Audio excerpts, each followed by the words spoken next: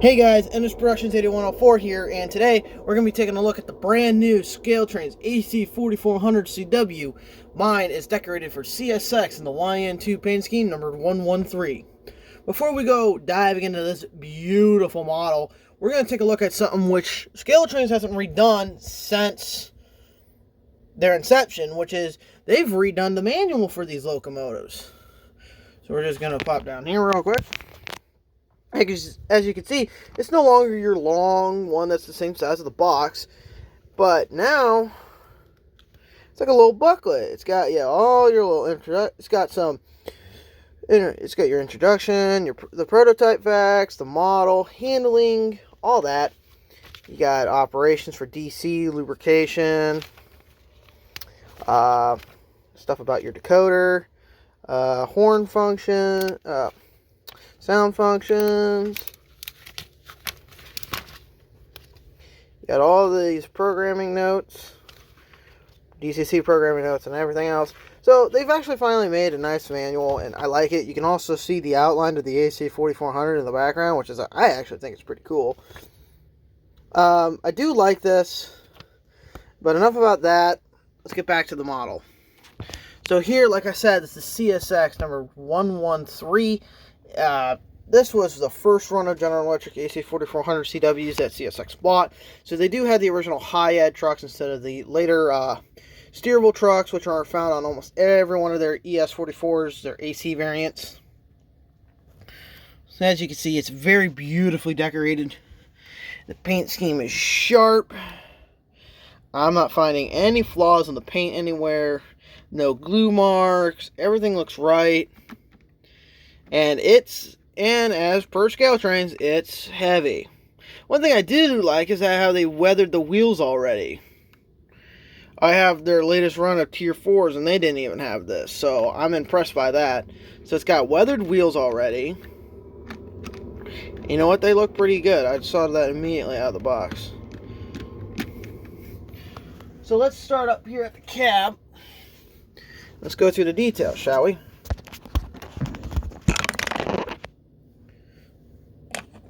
Get this out of the way. So, typical ScaleTrains, you got your nice finely bent etched metal grab irons all down the outside the nose, across the nose here. Simply applied sand filler hatches, lit number boards with glass, so they look like they're actually applied by that. So you got your working deck light right there, working ditch lights which do flash when the horn is blown. You got the correct plow, MU cables. You got your coupler with a lower shelf. And then you got your actual MU cable here, MU receptacles and cable. I mixed them up, sorry. You got your simply applied see-through steps along both sides of the model, handrails where appropriate, etched metal sunshades. Now they're more finely detailed and applied grab irons across the top of the cab here. Sort of applied windshield wipers. Coming along to the truck here, you got your rotating bearing cap here. There's one per axle, except on the conductor side, which we'll see here in a minute. But you got your separate MU brake line here and all that. You got really finely detailed stuff, sanding, molded in sanding lines, separately applied. I think that's separately. Yeah, you got separately applied sanding lines here at the front. Thing back on track. Coming along here to the engineer side, you got your separately etched metal see-through grates there. You got your nice you got your handrails, which are all straight up and down. None of them are bending or warping. You got all this lovely fuel tank detail. You got your decals. You got warning labels everywhere. You got your GE Builders plate logo here. Coming to the rear, again, more separately applied etched metal see-through radiator screens. All this looks amazing. And on the top, again, you got separately etched metal see-through screens. On the rear, you got the same as the front pilot, except minus the plow and ditch lights. And you also got spare knuckles on either side, MU cable, MU receptacles, train airline hose, see-through, separately applied steps on both sides. Your nice big CSX across, and again, more finely bent and separately applied grab irons going up the rear of the long hood. You got a working rear light. Again, another grab iron at the top here. Coming along the top, you got your nice.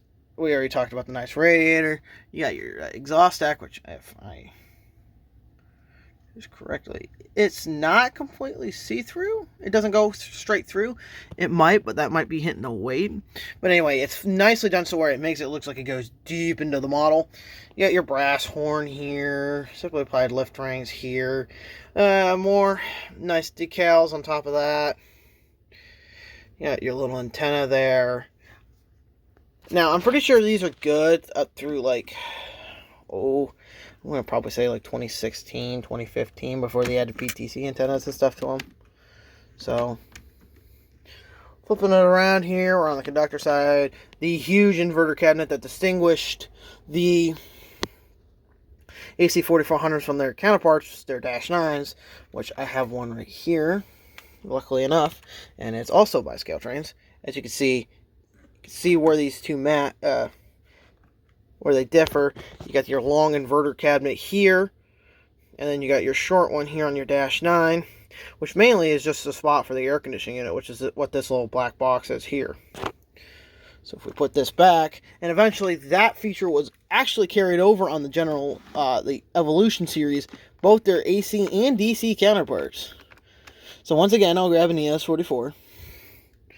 As you can see, they carried that cabinet over to the newer engines, but the difference is where these ones are actually more square panels, these are long rectangular panels.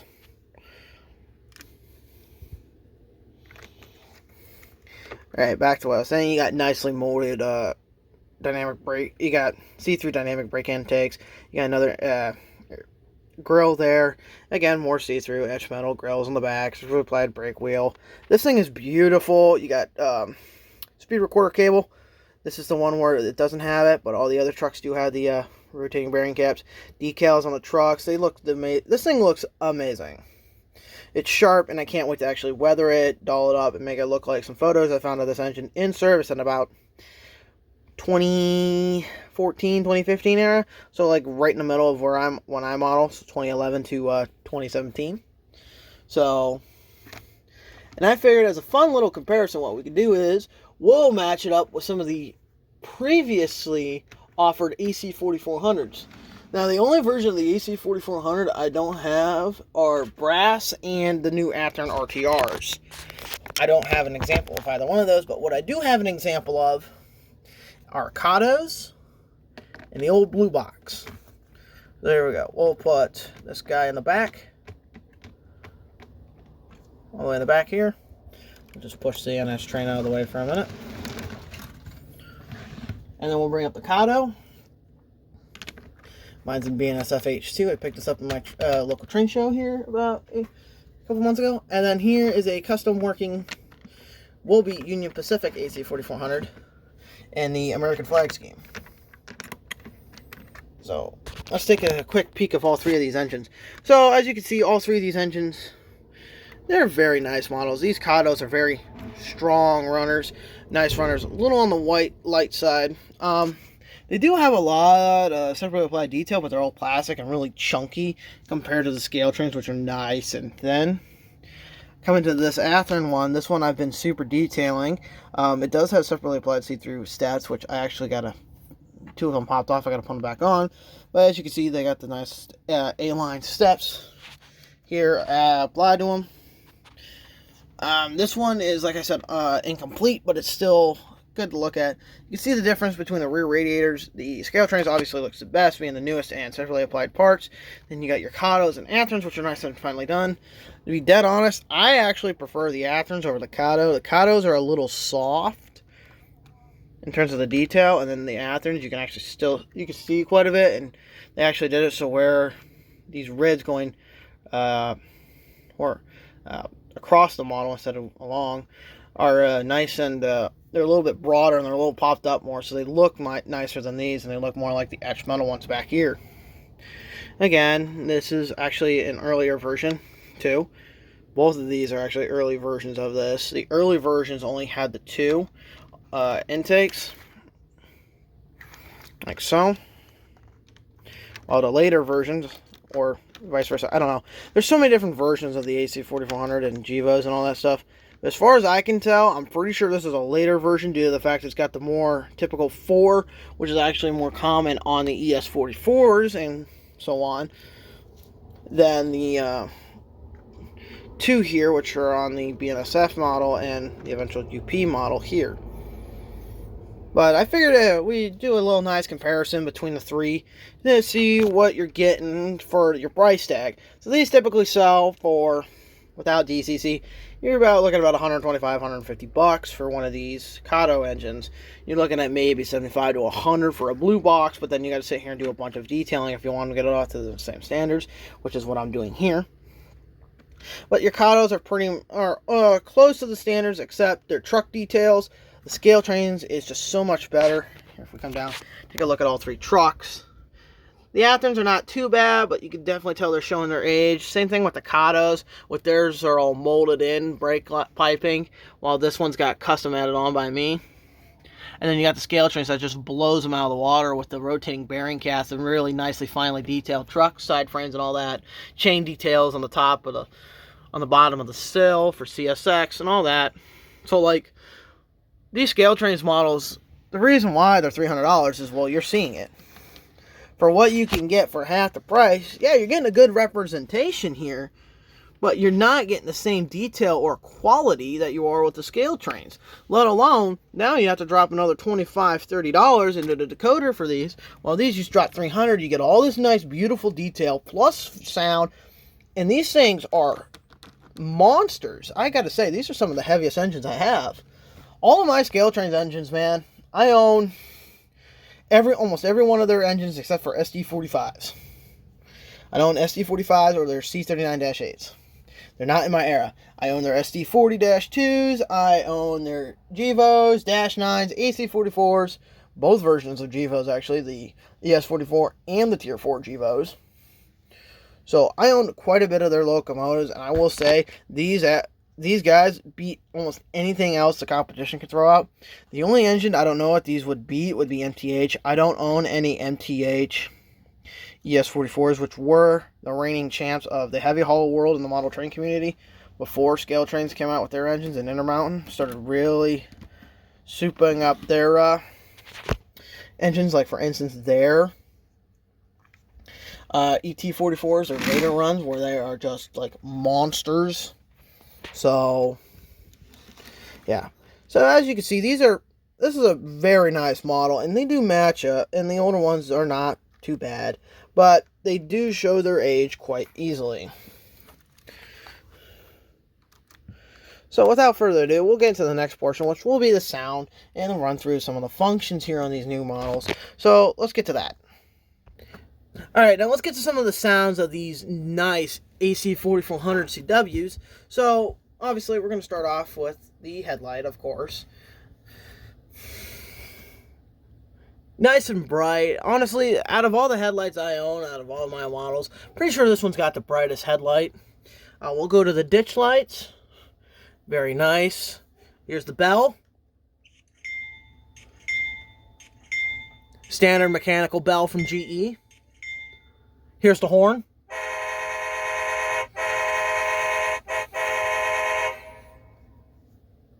Pretty standard horn. I did take the time and go through the other horns, and I did think I found a more prototypical horn based off some videos I've been watching of this locomotive. So we'll sit here and we'll go through some of the horns. So this is option 5, which is default right off of the... This is default right out of the box. The only thing I've changed on this engine so far is the address. I've changed it from 3 to 113. So here is horn 0.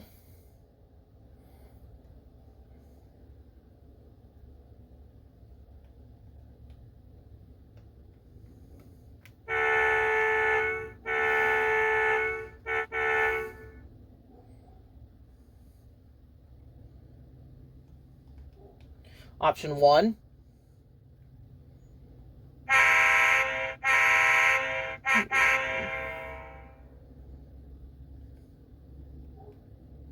Here's option 2.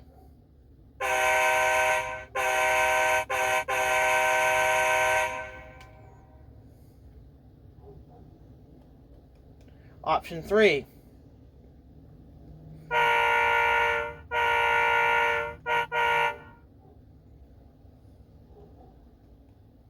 Option number 4.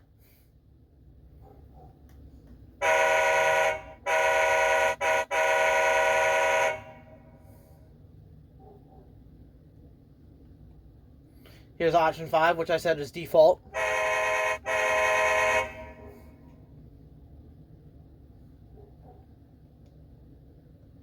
Option 6.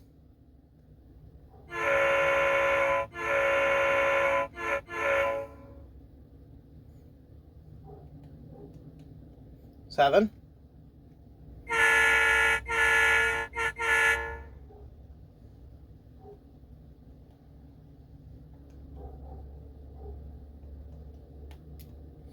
Here's option 8.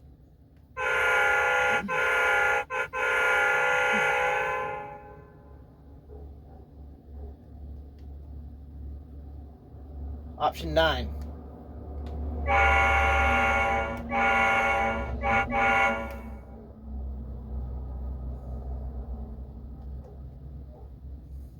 Option 10.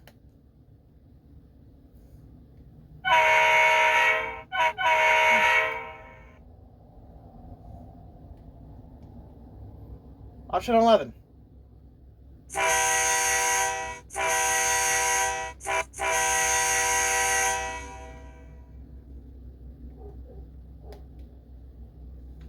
Option 12.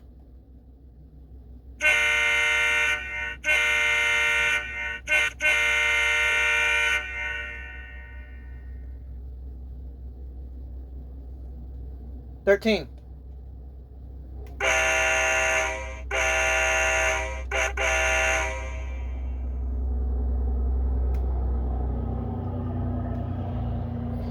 $14.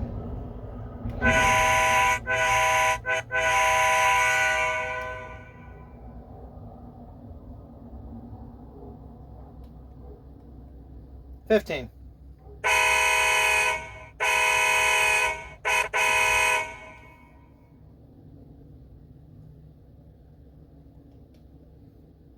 $16. That's the end of them. So you have the difference of about 15, 16 horns, which is not too bad. I gotta go back through again and figure out which one is more prototypical for this locomotive, but for now, I'll set it back to default. So option, so value 5, or option horn number 6, well, what I said is 5, but in reality it's 6. So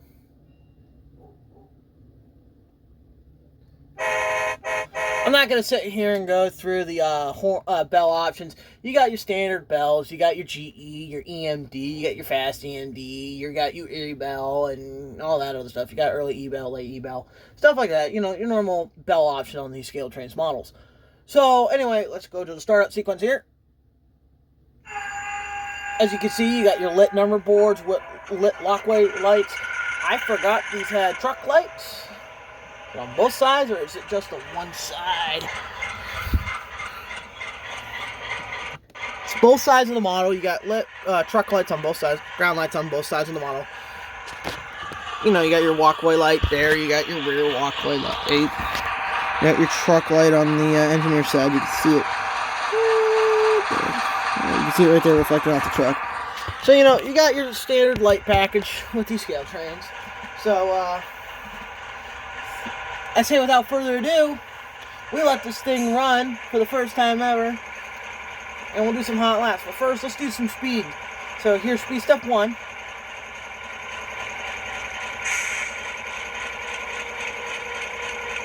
Little coggy, but it's fresh out of the box.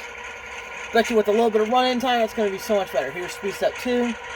Smooth. 3, 4, 5.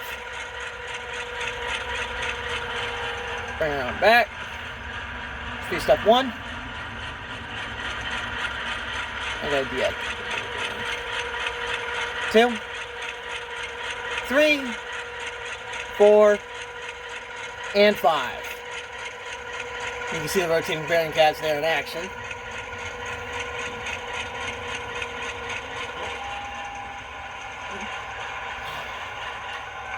as you see, this is a beautiful running model, beautiful looking model, and it's loaded out the wazoo, typical for your ScaleTrains engines. So in the next clip here, we'll see it hook up to a lash up, and we'll do some hot laps around the railroad. So I hope you guys enjoyed this review of the new ScaleTrains AC4400CW. Please like, comment, and subscribe. And stay tuned for more stuff. I got some layout updates coming up, which you actually got a little bit of sneak peek of here today. Those will be hopefully coming out either later today or tomorrow. So stay tuned and enjoy the rest of this video.